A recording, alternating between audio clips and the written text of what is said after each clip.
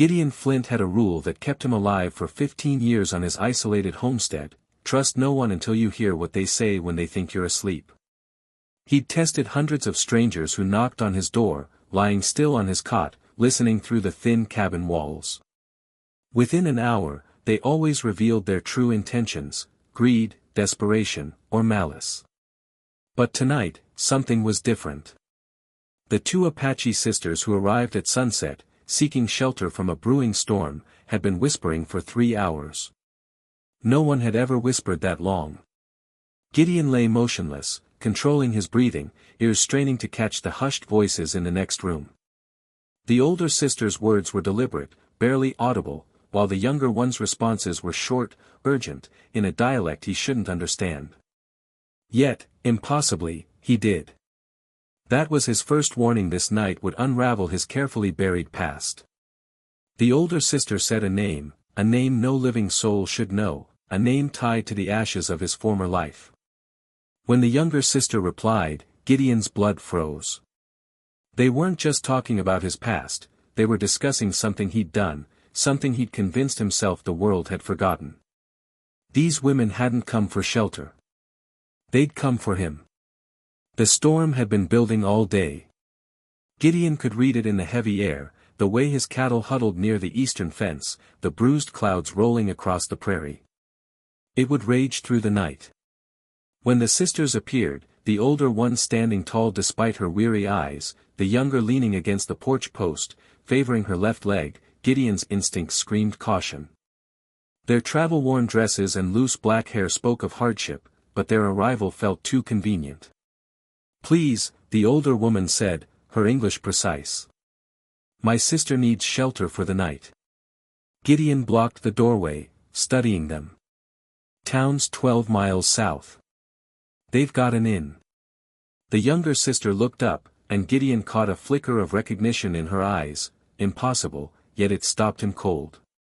We can't travel in this weather, the older one pressed.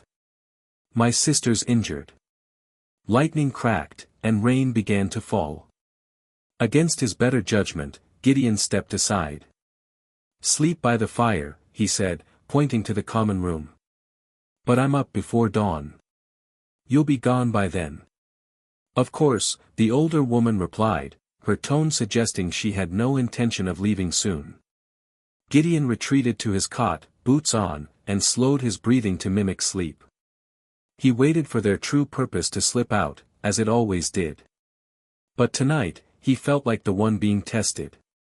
The younger sister's whisper cut through the wall, in Apache, and Gideon's heart lurched. Sister, we found him. He understood every word, a skill from 3 years living among the Apache after his family died, a time he'd buried when he became someone else. The older sister hushed her. Ayanna, be quiet. If he understands, he's asleep. Look at his breathing. But Gideon wasn't asleep. His body was taut, memories flooding back of a language he'd sworn never to use again. 15 winters have passed, Ayanna continued.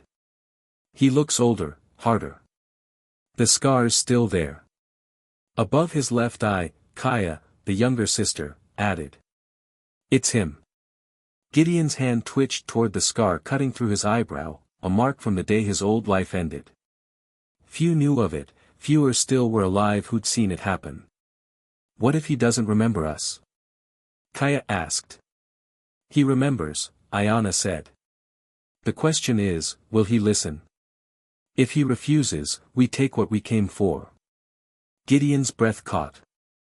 They spoke of a boy he'd saved from a flash flood years ago, an Apache child he'd carried to safety. If he saved our brother, Ayanna whispered, he deserves the truth about what happened after. The truth will destroy him, Kaya said softly. The lie has already destroyed someone else, Ayanna replied. One of them was crying now, not from sadness but from the weight of a long-carried burden. Tomorrow, Ayanna said, we tell him everything. If he runs? Kaya asked. We follow. Our brother deserves justice, even if it's 15 years late. The word justice hung heavy. Gideon's mind raced through buried memories. Their brother, Takakota, hadn't just been the boy from the flood. He'd been there the day everything went wrong, the day Gideon fled. "Tell me again what the traitor said," Ayana murmured. "That there was a witness," Kaya replied.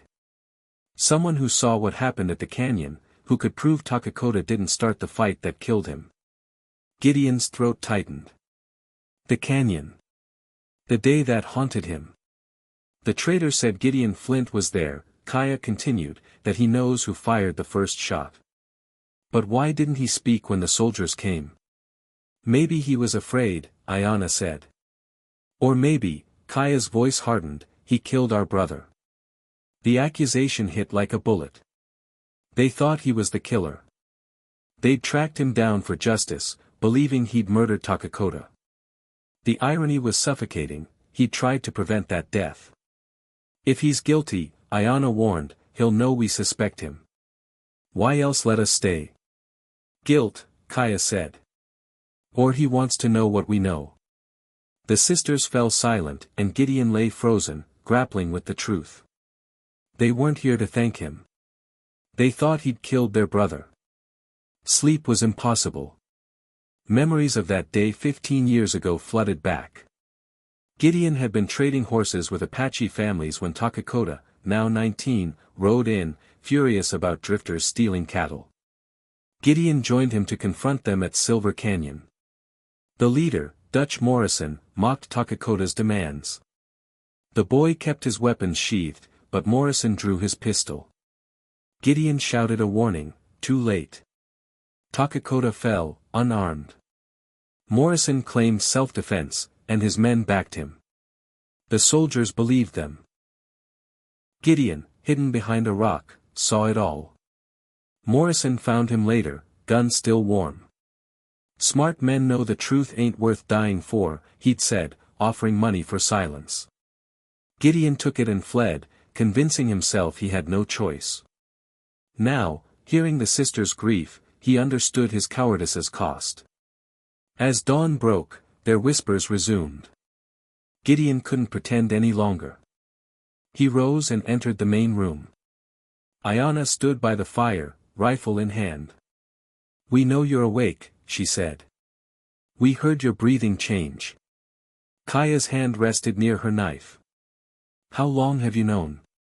Gideon asked. "That you were listening." "Since you lay down," Kaya said. "Men who sleep don't flinch at thunder." "I didn't kill your brother," Gideon said. "But you know who did," Kaya accused. "And you said nothing." "I chose to stay alive," he said, voice shaking. "You chose money over justice," Ayana snapped. "Morrison bragged about buying you 3 years ago at a trading post." Gideon's world tilted. Morrison was alive, still spreading poison. "Where is he?" Ayana demanded. "I don't know," Gideon said. "Liar," Kaya spat. "You took his blood money." The truth crushed him. He'd been no victim, only a coward. "What do you want?" he asked. "Help us find Morrison," Ayana said. "And watch him die." Before he could respond, horses approached. Through the window, Gideon saw 3 riders, Dutch Morrison in the lead, flanked by 2 gunmen. "Get in the back," Gideon urged the sisters. "No," Ayana said. "We've waited too long." Morrison's voice boomed, "Gideon Flint, get out here, partner." The word partner sickened him. Gideon stepped onto the porch. Morrison, older but still menacing, dismounted. "Nice place to lay low," he said, smirking. "I need my old partner for a job. Army payroll in Devil's Canyon. Big money." "I'm not your partner," Gideon said. "You took my money," Morrison replied, hand on his gun. "That's partnership." Movement in the cabin caught Gideon's eye. The sisters were ready. "What if I refuse?" he asked. "You know too much," Morrison said, eyes cold. Ayana stepped into the doorway, rifle aimed. "Dutch Morrison," she said. "Hello, uncle." Morrison paled. "You killed our brother," Kaya said, pistols drawn. Your nephew. Takakota was trouble, Morrison growled. He'd have gotten us killed. He was protecting our people, Ayana said. Morrison reached for his gun, but Gideon acted. He tackled him, grappling in the dirt. Morrison's men moved, but the sisters' weapons stopped them. Morrison broke free, gun raised, but Ayana fired first. He fell, lifeless. Silence settled over the yard. It's finished, Kaya whispered. What now? Gideon asked. Live with the truth, Ayana said. They buried Morrison in an unmarked grave. His men fled. The sisters stayed 3 days, helping Gideon settle his affairs. He gave them Morrison's money to rebuild what was lost. When they left, he never saw them again.